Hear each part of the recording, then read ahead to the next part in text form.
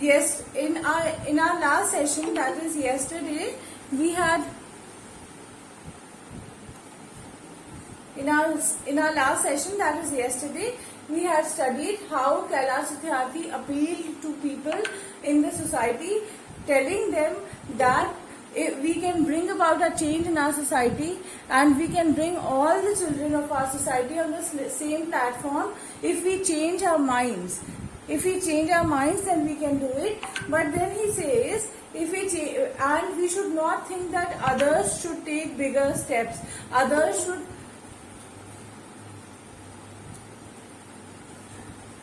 He said that we should not be reliable on others to take initiative from our side.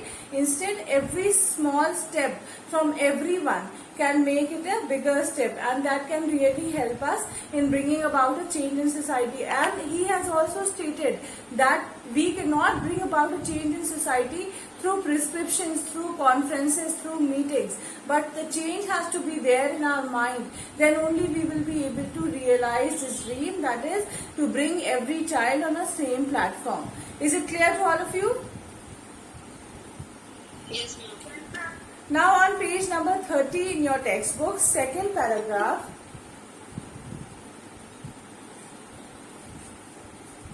Second paragraph, it says, you may ask that, what can one person do? Now he is actually addressing to every single person who is reading his speech, and he is saying that people may ask me that if I am saying that all of us can take small steps from our side, then people can ask me what a small step from anybody's side would do. But then he says, I would recall a story of my childhood. A heavy fire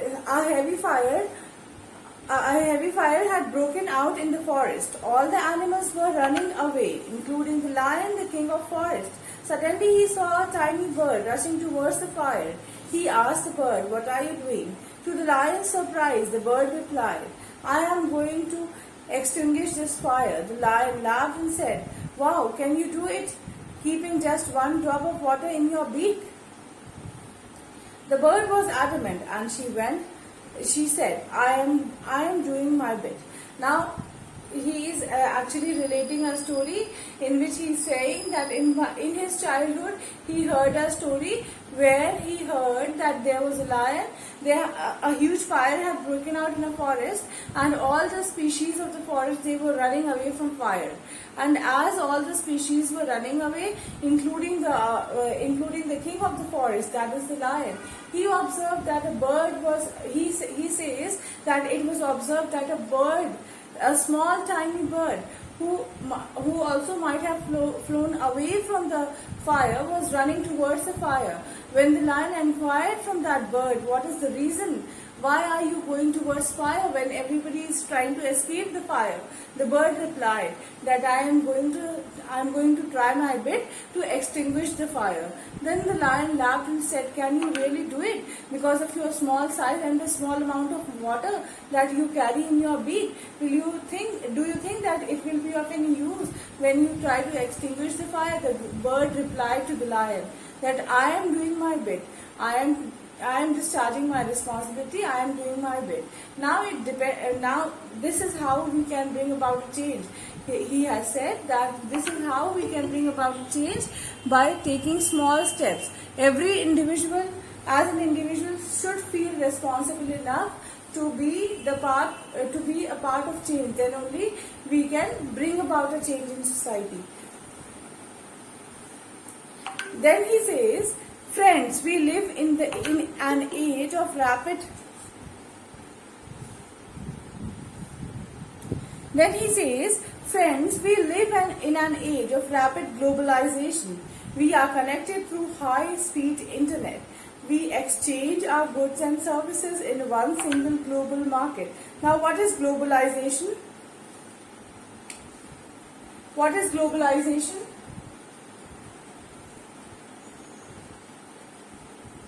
Children, what is globalization?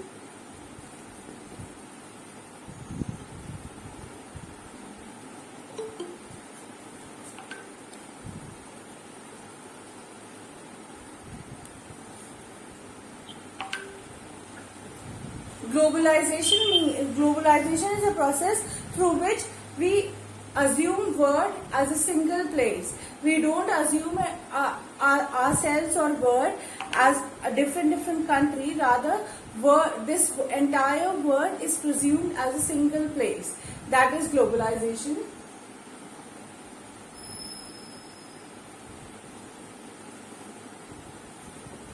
Assumption of this word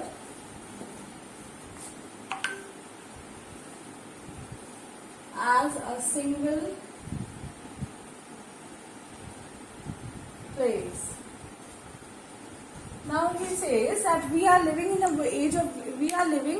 this age of globalization. That is, we are living in this age where we have actually expanded our boundaries to such an extent that we think that we can reach to anyone at any time. And this is what technology has done. It has brought us to so close that he says that we are connected to each other through high speed internet. We are using greatest of technology a man could have used, where we are using an internet which is of high speed, and that has kept us connected throughout the world. That has kept us connected. We are connected to each and every people in any corner of the world through technology. That is internet, and that too a very high speed internet, high tech internet. We exchange our goods and services in one single market. There is one single market, and every country is exchanging its goods and services through that market. So he says thousands of flights every day connect us from one corner to the other corner of the globe. Now he says that globalization is not only in terms of internet, but instead there are thousands of flights, thousands of air flights, thousands of air transports that start their journey daily, and they connect us, they take us from one place to another in very short span of time. So in a sense, all this rapid advancement in the field of technology has brought all of us, all the people of this world, very close to each other. So in that way, we are living in a global age where word is assumed as a global village. But there is one serious disconnect. Serious disconnect here, sense of detachment. Serious disconnect.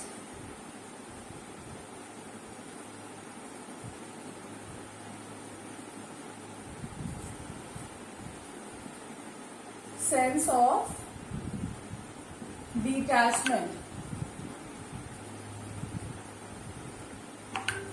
Now, he is saying that though globalization is there, we are connected to each other through different means, virtually, and then physically as well. We are connected because we can go from one place to another at any point of time, because there are so many means of transport available throughout the world. We can travel, not only in our country. Our travel is now not restricted, and though we are connected to each other with such a great form of technology, but there is very serious disconnect or disconsent or sense of detachment. What is that sense of detachment? He says, and this is lack of compassion, this is lack of brotherhood, lack of belongingness towards each other.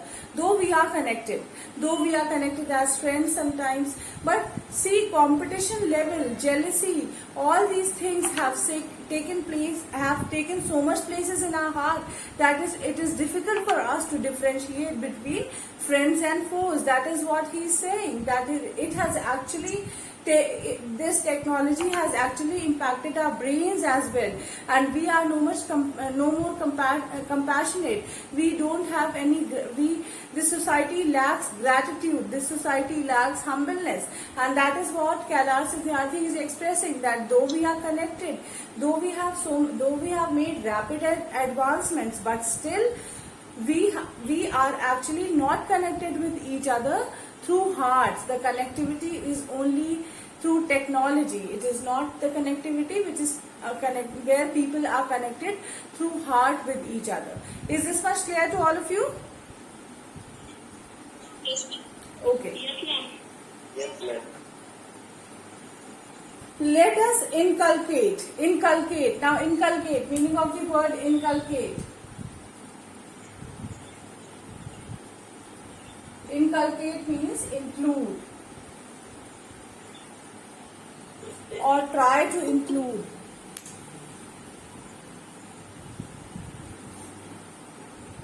Let us inculcate and transform these individuals. Now he's saying that because there is no feeling, there is no emotion towards each other in the society, in this world. So now let us try to bring that change, and let us try to bring that change into individuals and transform their personality, transform those individuals. Compassion into individuals, compassion that is there in our heart for our family members, and let us transform that compassion into a global compassion where we are actually sensitive towards the society in which we are living. Is it clear? Yes, ma'am. Okay.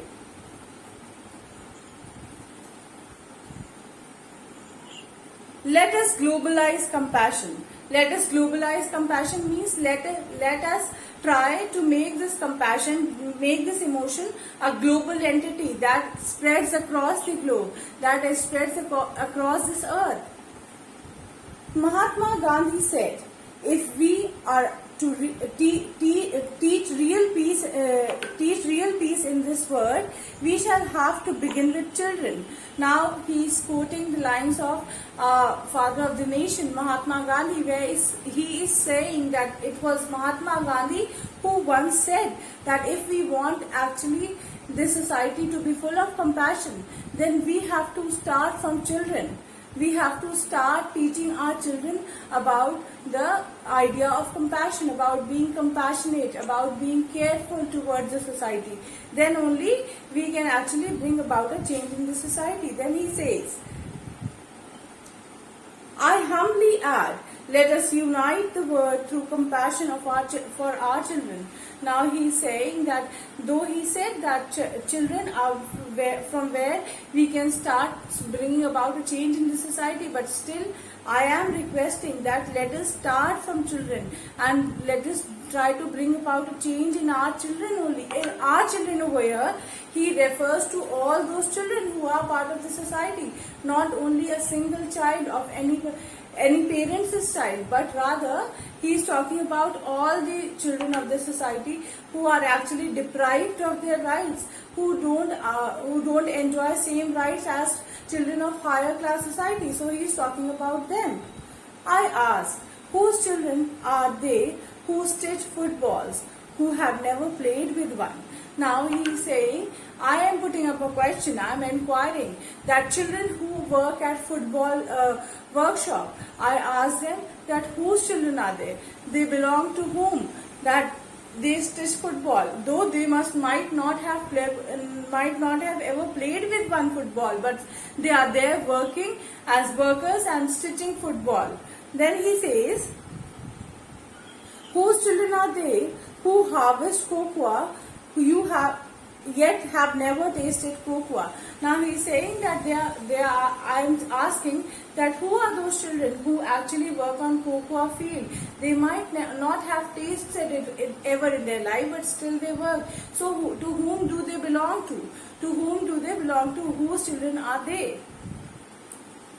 Whose children are they who are doing? Whose children are they who are doing of Ebola? Now he is actually trying to appeal to the readers that all the children of this world, they belong to all of us, and we should perceive word that way. And if we perceive word that way, it would be a better place for us to live. Then he says, whose children are they who are kidnapped and held hostage? Now he is saying, whose children are they? To whom do they belong? Those children who are often kidnapped and held as hostage, held as laborers. I remember an 8-year-old girl we rescued from intergenerational forced labor from some quarries. Now he is saying that I can still recall one girl who was actually rescued by us, who was actually saved by us, who was rescued means saved.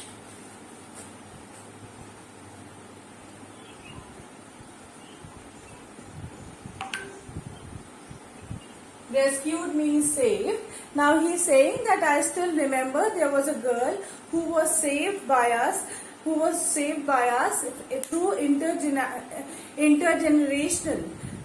intergenerational forced labor from some quarries. Now there is an organization that is known as intergenerational forced labor, that is people who work as children who work as laborers. So he is saying that I rescued that 8-year-old girl from there.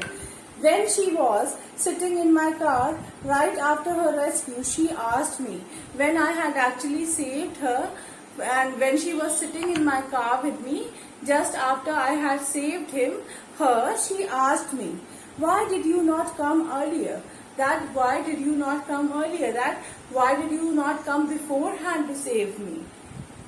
Her angry question still shakes me. Her angry question means the tone in which she had put up this question. That small girl, 8-year-old girl, as she had put up this question to Kailash Satyarthi, he says that the tone in which she had asked this question to him, it was a very angry tone, and this tone still shakes up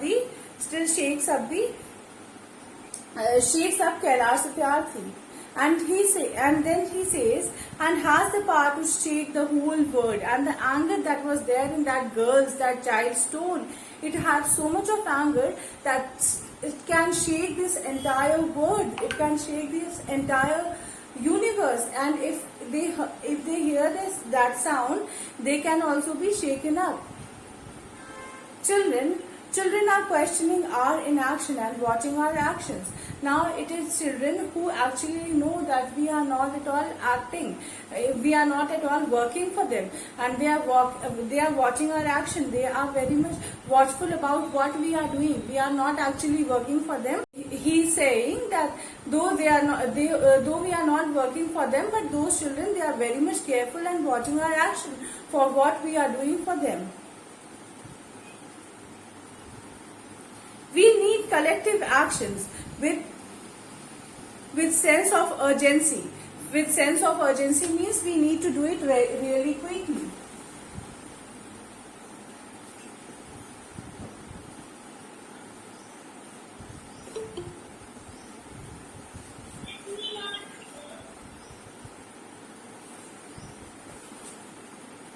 Quickly or promptly.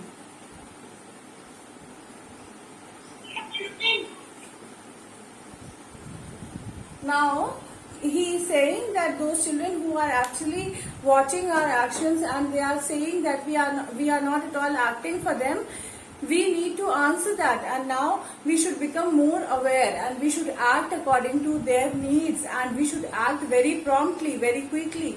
We should be very much urgent. We should be like we have to do it very quickly to bring about a change in their life. That is what he is saying. Every single minute matters. That is, we take whatever step we take, whenever we realize about it, every single minute of it matters. Every single minute of it matters. Then he says, every single child matters, and not only every single minute that we spend. In fact, every child who is actually the part of that group, which is actually deprived of its right, that every single child of that group is very much important. Every single childhood matters. Every single child achieving what one should achieve in childhood, that also matters a lot in this society. And then we can achieve all this if we are compassionate towards other children who are actually deprived of their rights, and they are actually not treated by us as our very own children. That is what Kailash Satyarthi is appealing to us, that we should assume that all the children of this society are our children. That is how we can bring about a change in our society.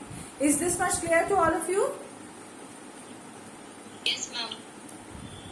Then he says, therefore I challenge the positivity and pessimism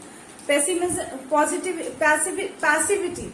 Sorry. Then he says, therefore, I challenge the passivity and pessimism surrounding our children. Now, passivity means we are our lethargic attitude. Now he's saying that our passivity, our neglect, neglect from our part, and we are neglect and negativeness from our part.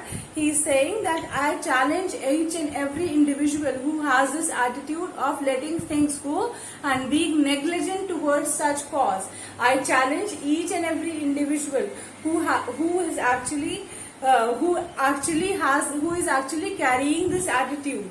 Then he says, I challenge this culture of silence, and I challenge the culture of passivity. Now he's saying that I challenge this culture of people staying quiet.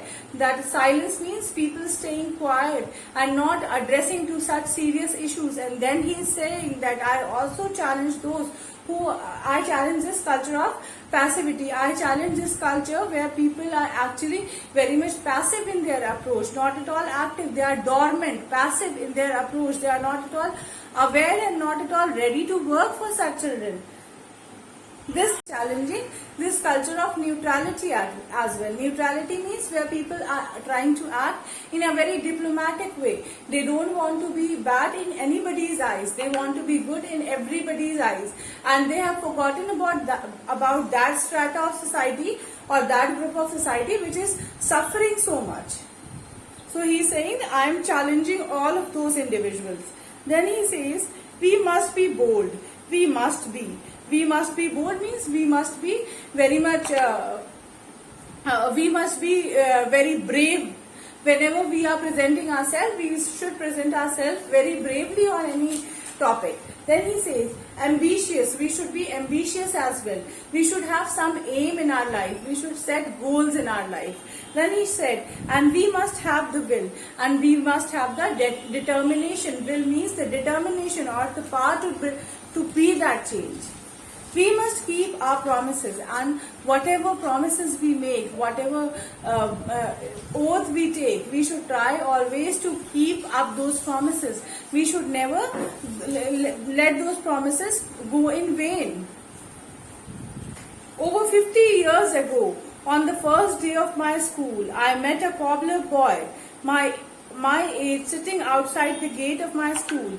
Now he is narrating the incident from his own life, and he is saying that over 50 years ago, when he had been to school, first day of the school, which was his first day of the school, he observed that there was a cobbler boy of his very age who was sitting outside the school gate. I asked my teachers, why is he working outside? Why is he not with us in the school? Now he is saying that at that time itself, I asked my teacher the reason behind that boy was sitting over there and why he was not there with me in the school. Then he says, my teachers had no answer. Then when I had put up this question in front of my teachers, then my teachers, they had no answer to it at all. Then he says, one day I gathered the courage to ask the boy's father. One day he said that he was courageous enough, he was brave enough to put this question in front of the father of that boy who was actually sitting as a cobbler over there. Then he says, he said to boy's father, sir, I have never thought about it. We are born to work. Sir, he's saying that I have never thought about it, but is it a fact that we are born just to work, just to do some work? His answer made me angry. The way that cobbler, the father of that cobbler's father, that is the small boy's father, he replied, that answer made him go very much angry. Then what was it? It still makes me angry. The reply that cobbler gave, that still makes him angry.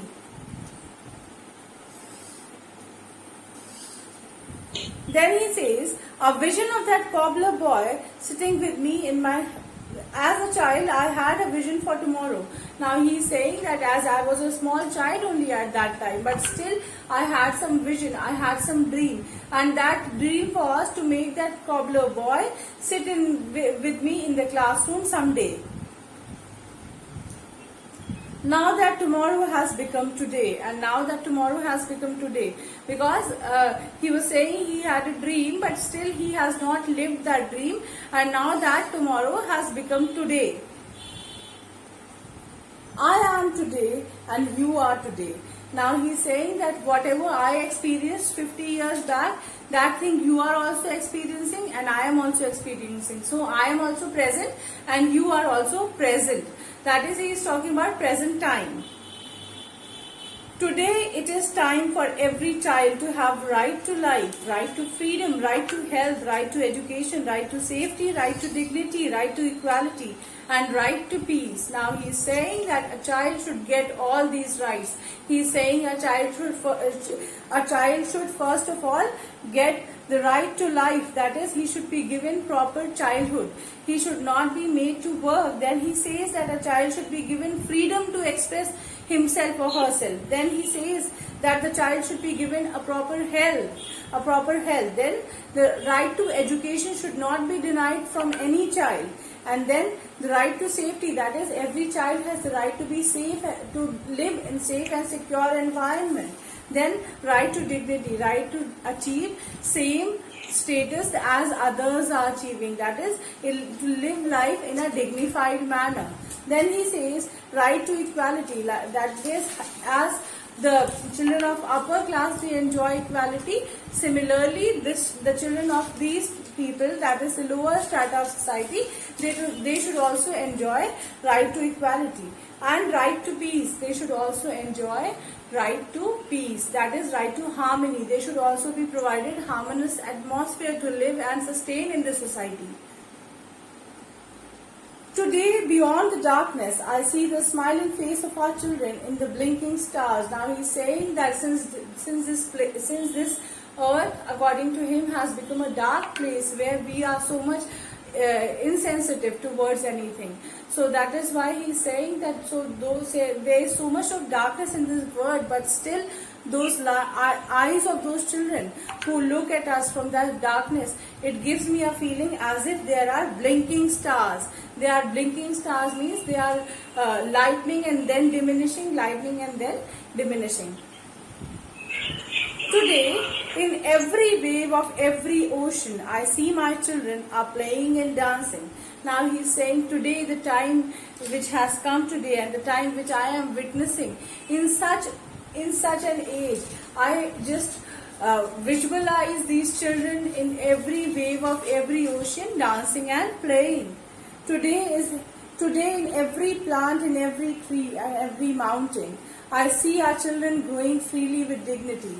Today I visualize, today I imagine that all these children who are deprived of their rights, they are given the rights and they enjoy their rights, and in every mountain, every tree, he's saying, I see them growing just like every mountain, every tree, just like every mountain and tree grows freely, I see them growing that way. I visualize them growing that way.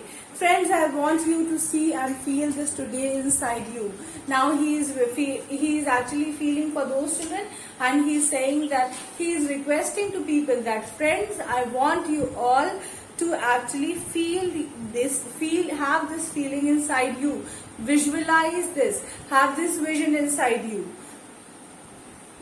Today I see thousands of Mahatma Gandhi, Martin Luther Kings and Nelson Mandelas calling on us. Now he is saying that today I am able to visualize, today I am able to imagine that since I am feeling this, I am sharing this with you. And this thought might have been brought before us by the likes of Mahatma Gandhi, Nelson Mandela, Martin Luther King. All these people, they had one vision for children, that is, they wanted to educate children, they wanted to work for children, and they perceived every child as their own child.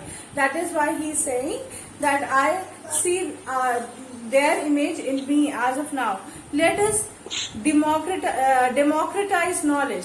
Let us democratize knowledge means let us make knowledge available for all. Democratic means everybody enjoys equal rights. So now let us give this knowledge to every child. Let us democratize knowledge. Let us universalize knowledge. Universalize means it should not be restricted and it should spread beyond boundaries of different countries, and it should globalize. It should be universal. Knowledge should become universal. Let us universalize justice, then he says.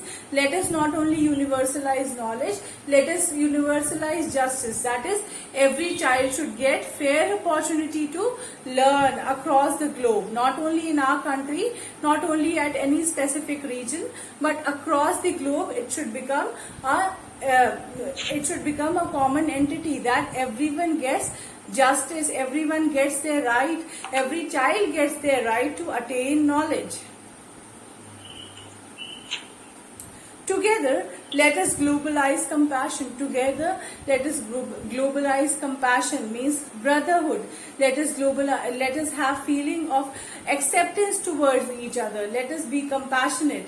Then only he says, I call upon you in this room and people all across the world. Now he says it is a speech. He is saying that for all these emotions to develop, I am not only asking you people to think about it, but I am asking whoever reads my speech and whoever is listening to it. That is beyond the boundaries of that room in which he was actually delivering this speech. I call for a march from exploitation.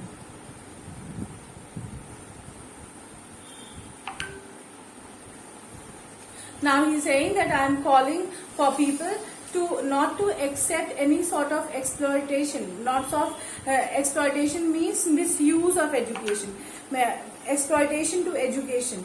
That is, they should not be misled to education. I call for a march from poverty to shared prosperity.